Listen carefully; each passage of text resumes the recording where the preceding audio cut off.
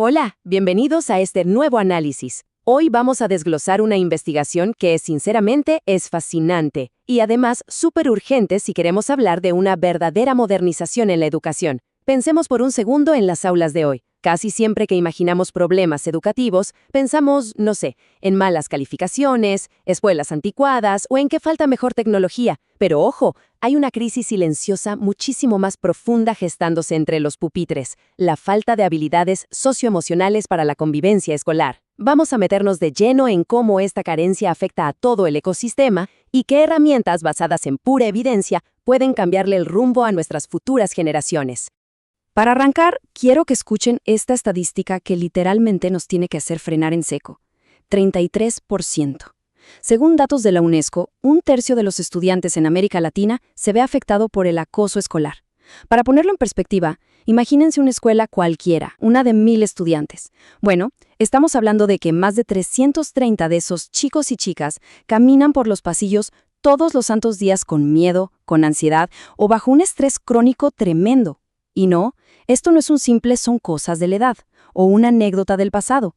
Es una bandera roja gigante que nos dice que algo fundamental se ha roto en la forma en que los jóvenes se relacionan dentro de las escuelas.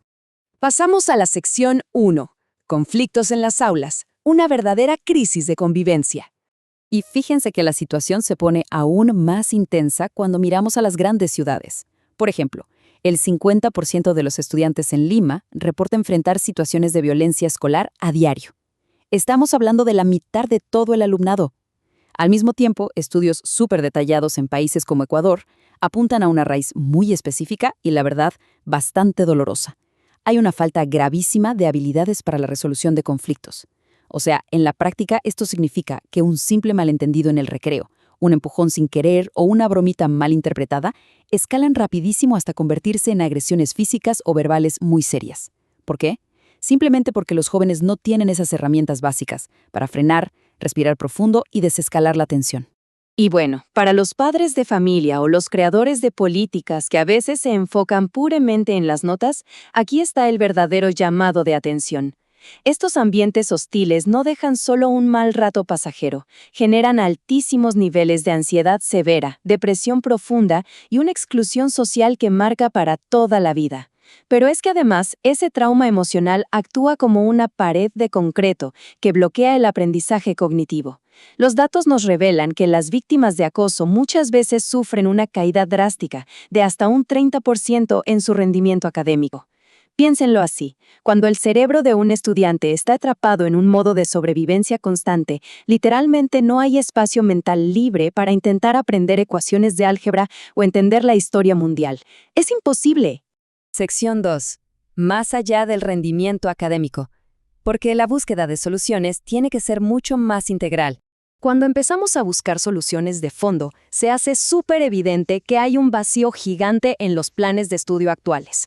Históricamente, el sistema educativo ha puesto en un pedestal a las competencias cognitivas y técnicas, enfocándose casi exclusivamente en métricas tradicionales y en exámenes estandarizados súper rígidos. Y mientras tanto, las habilidades socioemocionales, como saber interactuar con empatía o manejar la frustración, se han tratado como un detalle menor, casi como una idea de último minuto. Es, literalmente, como intentar pilotar un avión comercial gigante con la mitad del panel de instrumentos apagado.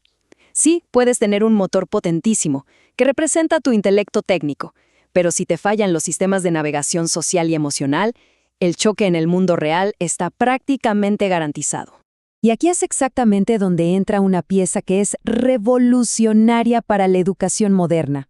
A mediados de los 90, el investigador Daniel Goleman popularizó un concepto que vino a cambiar por completo las reglas del juego: la inteligencia emocional. Y la define básicamente como esa capacidad no solo de reconocer, sino de gestionar bien las emociones propias y las de los demás, para poder fomentar relaciones interpersonales positivas. Imagínense el impacto monumental de esto ya en la práctica. Un chico de 12 años que, en vez de devolver el grito cuando se siente atacado, es capaz de reconocer que está furioso, hacer una pausa de un segundo y responder de otra manera. Esa pequeñísima fracción de segundo de autoconciencia es el antídoto exacto para desactivar la hostilidad de nuestras aulas.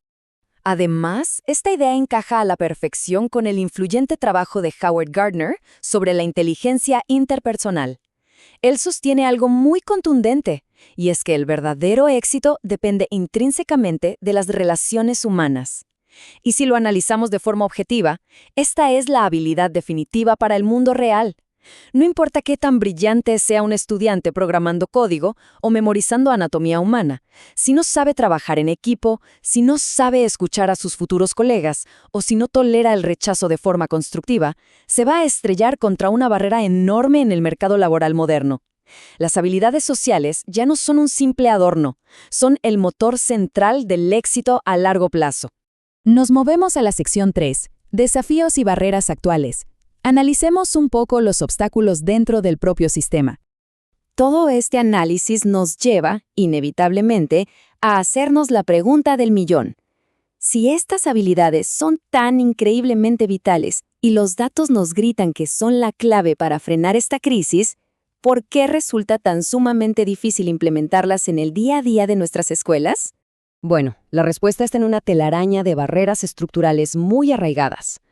Primero que nada, hay una falta enorme de formación específica para los profes. Básicamente, les estamos pidiendo que actúen como mediadores emocionales en plena crisis, pero sin darles ni las herramientas previas ni el tiempo para hacerlo. A esto, súmele una escasez crítica de recursos educativos enfocados en esto. Pero ¿saben cuál es el obstáculo más gigantesco? La resistencia cultural. Llevamos generaciones operando bajo un modelo que insiste en priorizar las matemáticas y la ciencia muy por encima de la salud mental. Si a eso le sumamos las desigualdades socioeconómicas, que limitan muchísimo el acceso a psicólogos o apoyo adecuado, integrar todo esto se vuelve un reto titánico. Sección 4. Estrategias pedagógicas para docentes. Vamos a ver herramientas prácticas de acción en el aula. Afortunadamente, la investigación no se queda solo en quejarse del problema, sino que nos da soluciones fascinantes y súper prácticas que los docentes ya están usando. Por ejemplo, algo llamado círculos de diálogo. En vez de tener al profesor hablando solo frente a un grupo pasivo, imagínense a los estudiantes sentados literalmente en círculo durante 10 minutos. Ahí se fomenta un espacio seguro, se comparten emociones sin temor a ser juzgados, se nivelan las jerarquías y se construye empatía en tiempo real. Otra herramienta genial son los juegos de rol, que funcionan como verdaderos simuladores de vuelo emocionales. Los chicos actúan escenarios de conflicto y practican cómo responder sanamente. Y para los estudiantes que tal vez no tienen las palabras exactas para expresar su angustia, el arte y el teatro son un salvavidas increíble para canalizar todo eso de forma segura. Pero atención aquí, porque la clave maestra de este proceso es entender que el aprendizaje socioemocional no puede ser, de ninguna manera, una materia aislada que se da los viernes a última hora. Para que realmente funcione, requiere una integración profunda y transversal. ¿Y cómo se enseña empatía en una clase de matemáticas o de ciencias? Bueno, a través de proyectos grupales colaborativos, donde los estudiantes tengan que debatir, escuchar y respetar activamente las ideas del compañero para llegar al resultado. Si a eso le sumamos herramientas digitales interactivas que simulan dilemas morales o programas donde los estudiantes de grados superiores guían a los menores, estas competencias se van tejiendo de una manera casi invisible, pero inmensamente poderosa en absolutamente cada instante de la jornada. Y claro, no nos engañemos, los educadores no pueden sostener todo este cambio estructural ellos solos, por mucha vocación o capacitación continua que tengan. Aquí es donde entra la pieza que define el éxito a largo plazo. Las familias. Piénsenlo. Si un estudiante aprende a controlar su frustración con técnicas de respiración a las 10 de la mañana en el colegio, pero llega a su casa y esos conceptos jamás se validan en la mesa a la hora de cenar, todo el esfuerzo de la institución se evapora en un segundo. Es por esto que los talleres familiares y la colaboración constante entre la escuela y el hogar son 100% innegociables. Necesitamos construir un lenguaje emocional común, donde tanto profes como padres actúen en equipo como guías coherentes para los jóvenes. Llegamos a la sección 5, transformando el entorno educativo, el camino hacia una convivencia armónica. Después de analizar el impacto de todas estas estrategias y de ver los datos empíricos, me encanta cómo los investigadores concluyen de una manera sumamente contundente. Nos dicen que el aprendizaje socioemocional transforma los espacios educativos en entornos armónicos, contribuyendo a la formación integral de los individuos. ¿Qué significa esto en realidad? que no estamos frente a una moda pedagógica pasajera ni ante un simple truquito para mejorar un poco el clima del salón. Se trata de una reconstrucción vital. Es diseñar con lupa ecosistemas donde la seguridad psicológica y el respeto mutuo sean la tierra fértil e indispensable para que pueda emerger el verdadero potencial cognitivo y humano de cada estudiante. Para cerrar, todo esto nos deja con una pregunta ineludible, una reflexión que cada educador, creador de políticas y miembro de la sociedad debería plantearse hoy mismo con urgencia. ¿Están verdaderamente nuestras escuelas preparando a los estudiantes para la vida en sociedad? Dominar la teoría, memorizar fórmulas complejas y comprender la literatura es excelente, sin duda. Pero tener la capacidad de convivir pacíficamente, de sentir empatía genuina ante las diferencias y de colaborar unidos cuando las cosas se ponen difíciles, eso es, al final del día, la base inquebrantable de la que depende el futuro de nuestra civilización.